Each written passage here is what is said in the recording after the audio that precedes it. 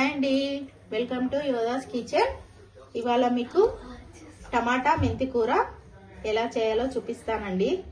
అంటే జలుబైన వాళ్ళకి ఈ టమాటా మెంతి కూర ఈ విధంగా చేసుకుంటే చాలా నోటికి రుచిగా ఉంటుంది.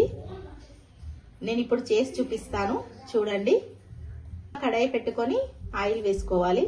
ఆయిల్ వేసుకున్నానండి. ఆయిల్ వేడైందండి. ముందుగా జీలకర్ర వేసుకోవాలి.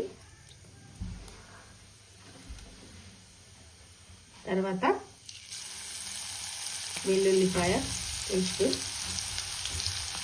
నేను దీంట్లో ఆనియన్స్ కానీ మిర్చి కానీ ఏం యాడ్ చేయట్లేదండి, ఎందుకంటే జలుబైన వాళ్ళ గురించనని ఈ కర్రీ ప్రిపేర్ చేస్తున్నాను. టేస్ట్ గురించి, అందు గురించి నేను దీంట్లో ఏది యాడ్ చేయట్లేదు. పసుపు వేసుకుందాము తగినంత. ఇప్పుడు టమాటాలు వేసుకోవాలి. టమాటాలు వేసుకున్నాం కదండి. ఇప్పుడు కొద్దిగా మెంతి కూర వేసుకుందాము. మెంతి కూర టమాటా హెల్త్కి చాలా మంచిది, టేస్ట్ కూడా చాలా బాగుంటుంది.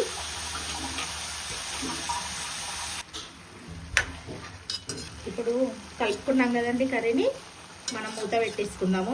మూత పెట్టేసుకొని టమాటాలు మెంతి కూర బాగా ఉడకనివ్వాలి. ఇదంతా కర్రీ దగ్గరికి రావాలి. చూసారా, కర్రీ బాగా ఉడికి దగ్గరకు వచ్చేసింది. ఇప్పుడు మనం ఉప్పు కారం వేసుకుందాం.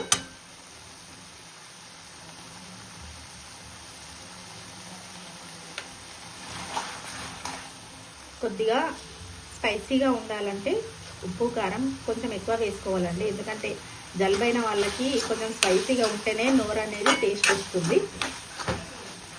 మళ్ళీ మూత పెట్టుకొని దీన్ని ఇంకా కొంచెం ఉడకనిద్దాము, ఎందుకంటే ఉప్పు కారము మంచిగా పట్టుకోవాలి కదా కర్రీకి. చూడండి, టమాటా మెంతి కూర కర్రీ అయిపోయిందండి, రెడీ అయింది.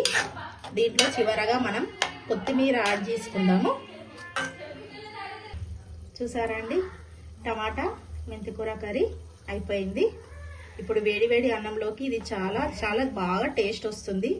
జలుబైన వాళ్ళకు కానీ జ్వరం వచ్చిన వాళ్ళకు కానీ ఇది తినొచ్చు, ఎందుకంటే దీంట్లో నేను ఉల్లిగడ్డలు మిర్చి ఏం యాడ్ చేయలేను కదా, ఎవరైనా తినొచ్చు ఇది.